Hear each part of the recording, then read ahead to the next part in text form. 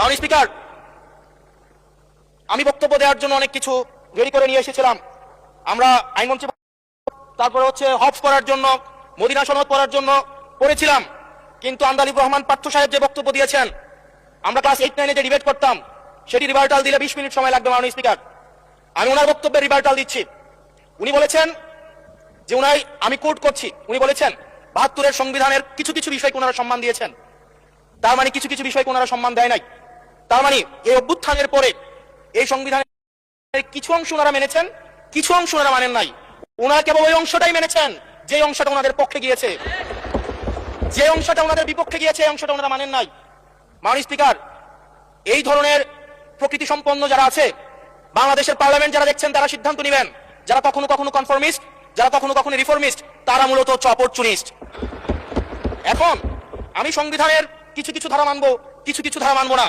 আমি কখনো কখনো সাংবিধানিক, কখনো কখনো আমি অসাংবিধানিক।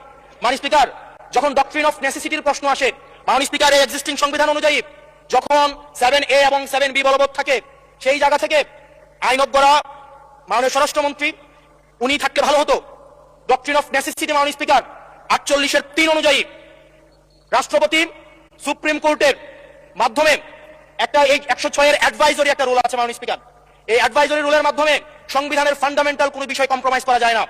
মাননীয় স্পিকার, যদি আমি এই সংবিধান মানি, তাহলে এই অন্তর্বর্তীকালীন সরকারের বৈধতা প্রশ্নবিদ্ধ হয়। মাননীয় স্পিকার, মাননীয় স্পিকার, যদি এই সংবিধানকে আমি ধারণ করতে চাই, মেনে চলতে চাই, সেদিন 64 বিধি অনুযায়ী অ্যাটর্নি জেনারেল নিয়োগ দেওয়া হয়েছিল 6 আগস্ট। মাননীয় স্পিকার, এই সংসদে প্রশ্ন রাখতে চাই, তৎকালীন বর্তমান রাষ্ট্রপতি চুপ্পু, তখন বলা হয়েছে অ্যাটর্নি জেনারেল নিয়োগ দেওয়ার ক্ষেত্রে প্রধানমন্ত্রীর সাথে আলোচনা করতে হবে। সেদিন কোন প্রধানমন্ত্রীর সাথে আলোচনা করা হয়েছিল সেটা আমাদেরকে অ্যাটর্নি জেনারেল জানাবেন। আমাদেরকে অ্যাটর্নি জেনারেল জানাবেন যে হিয়ারিংটা হয়েছিল, এই হিয়ারিং এ উনি উপস্থিত ছিলেন কিনা।